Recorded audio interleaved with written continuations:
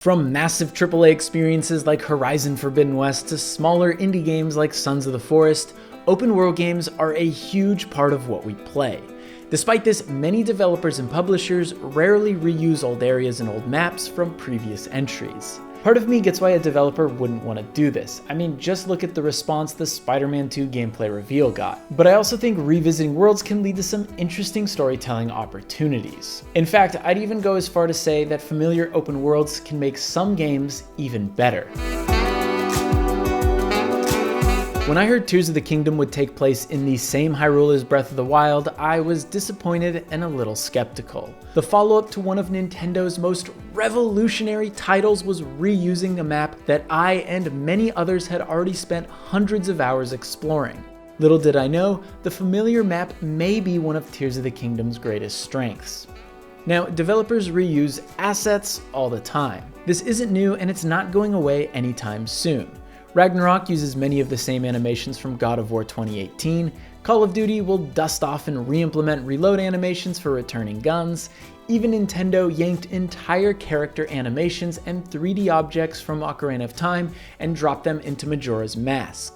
Typically, this is done to save time, money, and resources. However, it's pretty rare for a game to reuse an entire map. Even when a game has you revisit a location from a past entry, that space has been reinterpreted, significantly altered, or it only plays a small role in the overall package. The Mass Effect series has you return to the Citadel multiple times throughout the trilogy, but each time you visit a different district. Metal Gear Solid 4 sees Snake returning to Shadow Moses, but it has been changed by the passage of time. And Red Dead Redemption 2 lets you explore some areas from the original, but it feels pretty underutilized.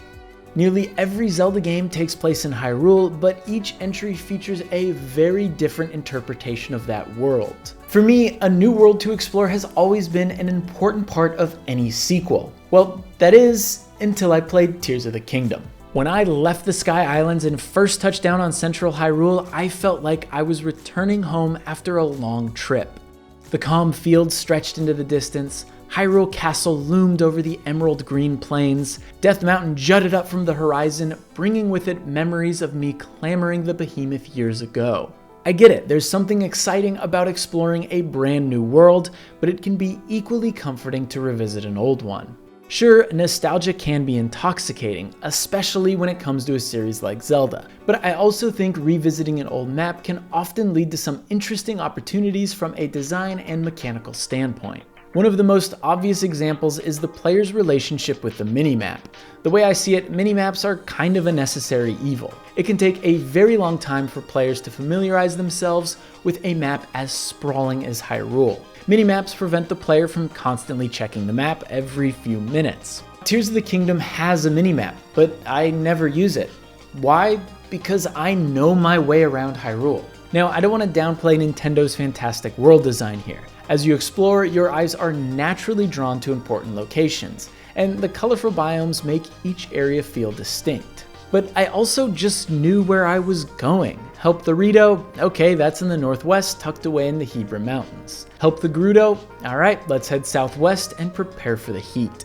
Part of feeling at home in a town, city, or neighborhood in the real world is knowing exactly how to get from one place to another without having to think too hard about it. I know how to get to my favorite restaurants, coffee shops, and parks without a hitch, and there's a warmness to that familiarity that makes you feel even more connected to the areas around you. I feel the same when I explore Hyrule.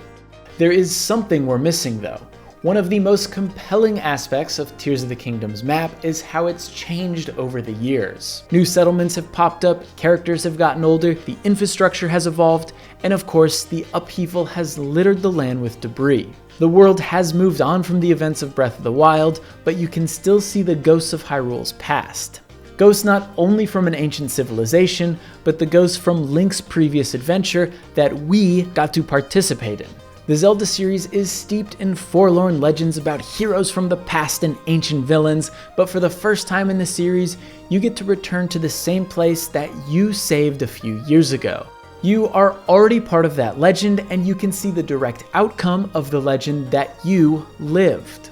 You're an active participant in Hyrule's history, and that's a uniquely powerful experience that is rarely realized. One other series that does let you be an active participant in history and witness a world as it evolves over 30 years is none other than Yakuza.